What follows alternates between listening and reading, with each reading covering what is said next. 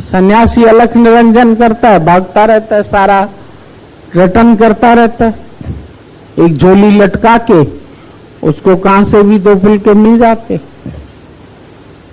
संयम है उसका। एक ही घर से उनको मधुकड़ी मांगनी होती है और 3 बार आवाज देते हैं।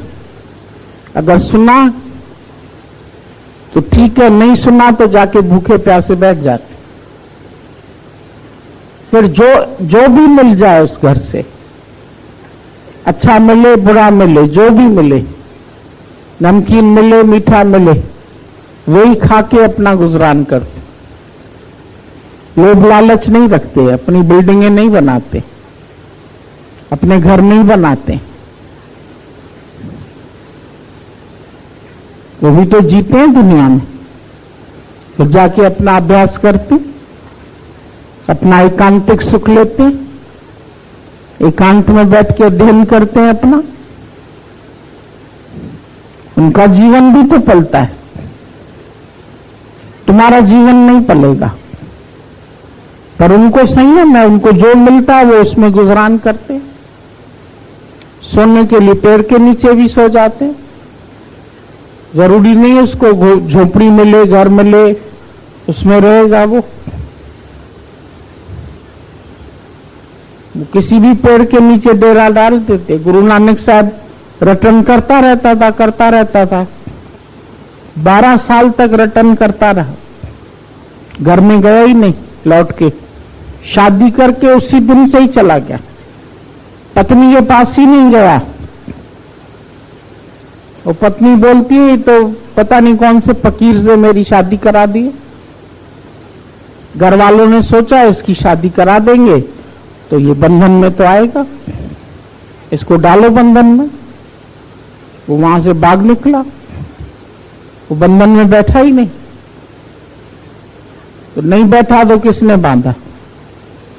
वो अलख निरंजन करता रहा और खाता रहा।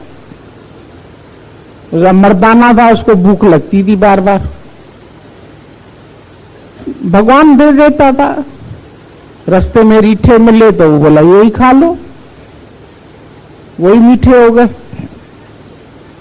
लोग हैरान हो गए कि रीठे ऐसे होते हैं जो साबुन बनता है उससे तुम कपड़े धोते, और उसके रीठे मीठे हो गए।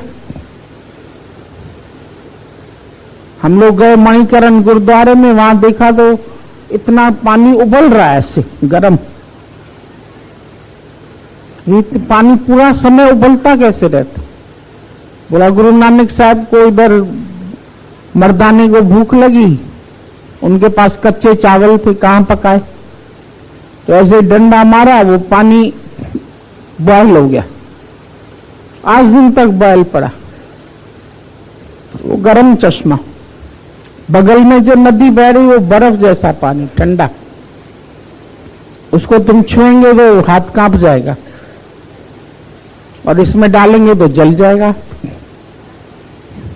लोग घर से चावल और वो ले आते, पोटली डाल देते उसमें बांध के लकड़ी से, थोड़ी देर में बॉयल हो जाते हैं चावल।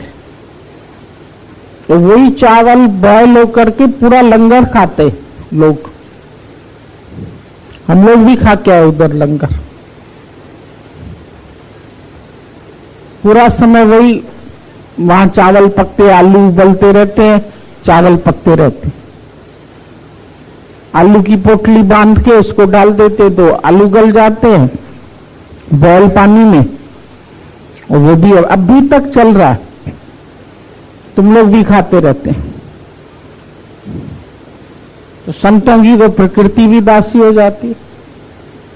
उनके अंदर की इतनी सच्चाई होती है, प्रकृति को भी झुकना पड़ता है उसके आगे, उसको भी मिटना पड़ता है, अपने स्वभाव बदल देने पड़ते। पत्थर पानी पे तैरने लगे रामचंद्र के। इतनी रामचंद्र में शक्ति थी उसके नाम में। भक्तों ने पत्थर डाले, राम ने भी नहीं डाले उसको। तो पुल बनाने के लिए बड़ी मुश्किल थी कि कैसे बनेगा पुल। वानरों ने हिम्मत करी, एक एक पत्थर उठा उठा के डालते गए, पूरा पत्थर का पुल बन गया। बताओ, पत्थरों ने अपना स्वभाव डूबने का वो छोड़ दिया। और रामचंद्र को लगा अरे पत्थर तैर रहा है तो मैं भी एक डाल के देखूं, भाई ये बेचारे मेरे साथी मेहनत कर रहे हैं। उन्होंने भी एक पत्थर डाला, पत्थर डाला तो डूब गया। अरे बाप रे, ये तो डूब गया। तो हनुमान जी देख रहे थे, बोला अब तो इसने देखा, अब ये सबको बताएगा कि देखो पत्थर डूब गया। तो हनुमान को देखा, हनुमान जी मुस्कुराने लगे। बोला स्वामी जी, आप जिसको डुबाओगे तो वो तैरेगा कैसे? आप तराओगे तो तर जाएगा, आप डुबाओगे, आप ही तो तरा रहे हो। फिर भी महिमा उसने राम की कि तुम्हारे नाम से ही तो तर रहे। राम लिख रहे, उसके एक एक पत्थर पर राम लिखा और पत्थर तैरने लगे। कोई बिल्डिंग थोड़ी बनाई, पुल बनाने के लिए तो कितने खर्चे होते, और कैसे इन्होंने पुल बना, कैसे इनका काम चला। ज्ञानी के कैसे काम चलते सब। ब्रह्मज्ञानी को ना ही धंधा, ब्रह्मज्ञानी एक ही धंधा करता है, और धावत बंधा। जो मन तुम्हारा धावत है, दौड़ता है, उस दौड़ते हुए मन को बांध देता है, उसको कंट्रोल कर लेता है। और तुम अगर ये सब चीजें छोड़ेंगे ना तो तुम्हारा मन दौड़ता है। तुम कहते हैं अगर हम सही में बताएं, अगर हम फर्स्ट ड्यूटी नहीं करेंगे तो अपना ही मन चलता है ना गुरुजी, मन तो तुम्हारा दौड़ता है। तो ब्रह्मज्ञानी पहले अपने मन को बांधता है, जब मन को बांध लेता है तो उसके बाद दुनिया बंध जाती। आप मोए तो जग पड़ ले, वो अपने आप को कंट्रोल कर लेता है तो सारी दुनिया उसके कंट्रोल में आ जाती। कर लो दुनिया मुट्ठी में, उसकी दुनिया सारी मुट्ठी में आ जाती। वो करिश्मे दिखाता नहीं है, वो करिश्मे दिखते। पानी नहीं दे रहा हुआ वली कंधार ऊपर बैठा हुआ,